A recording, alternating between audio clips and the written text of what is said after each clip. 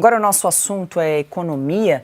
Em menos de uma semana, o ministro da Fazenda, Fernando Haddad, deu informações imprecisas, vamos dizer assim, pelo menos 5 vezes, ao divulgar dados sobre a economia brasileira.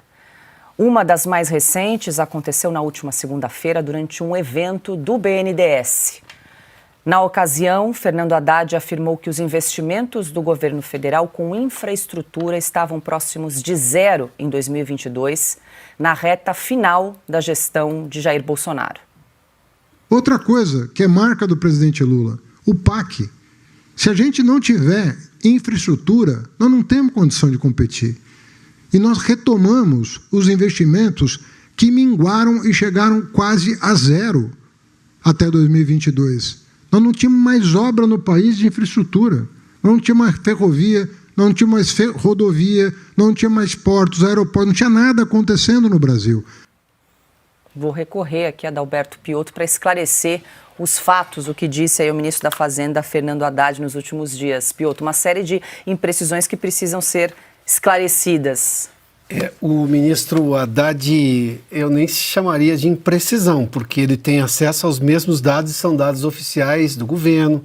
A gente vai falar, por exemplo, de endividamento também, são dados internos, ou seja, não há por que sair dizendo uma coisa que não corresponde ao fato.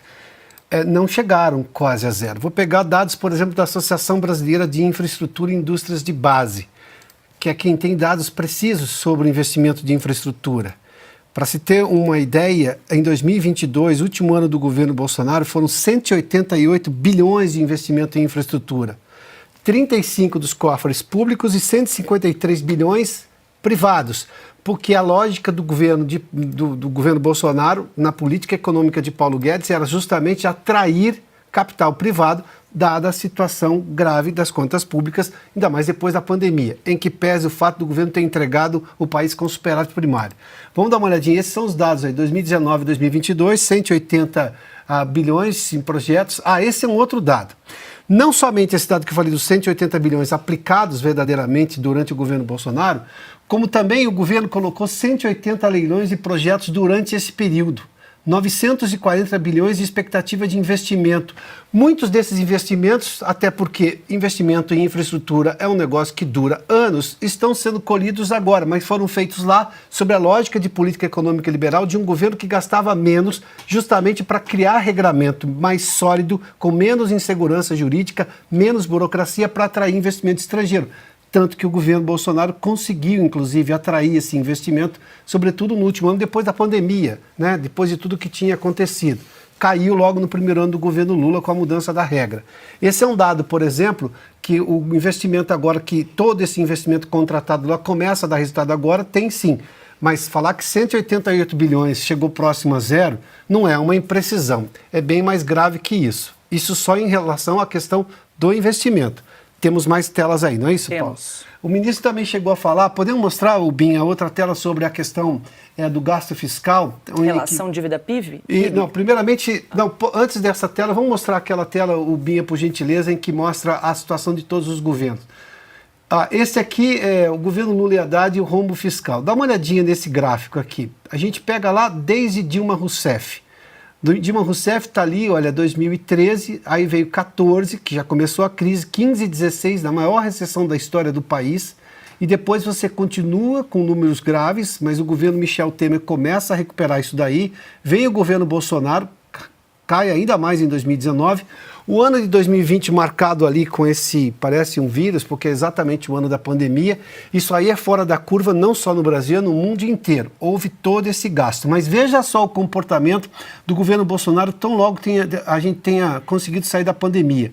Olha o número ali de 2021, que é aquele vermelhinho. Depois, em 2022, no último ano do governo, o governo entrega um superávit primário de 54 bilhões de reais, ou seja, é uma situação muito, muito melhor, obviamente, do que se tinha, porque era uma mudança, uma lógica de governo. Vem o governo Lula, no primeiro ano do governo Lula, déficit 239 bilhões, mais 44 bilhões agora em 2024. Teve gastos da reconstrução do Rio Grande do Sul, mas e aí? A situação do Rio Grande do Sul melhorou, ou seja, então a qualidade do gasto é também ruim. Agora vamos sim a um dado que não tem como, ele é inequívoco, é justamente sobre a relação dívida-PIB. Podemos mostrar esse dado? Está aqui, olha. O governo Michel Temer, que saiu do caos de Dilma Rousseff, entregou o governo com 75,2. Relação dívida-PIB, eu vou explicar rapidamente. Quando você tem um PIB em crescimento e quando a economia cresce, quanto mais cresce e imposto é um percentual, quanto mais a economia cresce, mais o governo tem chance de arrecadar impostos. Quando ele começa a aumentar a dívida em relação ao que ele arrecada no PIB, ou seja, ao tamanho da economia brasileira, você demonstra que o país vai chegando a um nível de insolvência, de incapacidade de pagar a sua dívida. O governo Bolsonaro foi lá, numa mudança mesmo com a pandemia, entregou o governo com 71,6% da dívida em relação ao PIB, ou seja, quanto menor, melhor.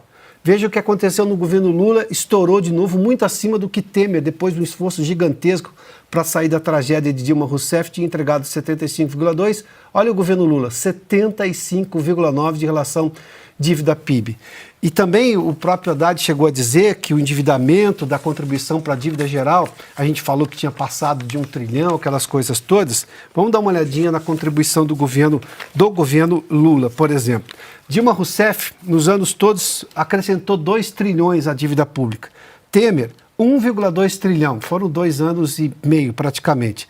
Bolsonaro, em todos os 4 anos, 1,96 trilhão.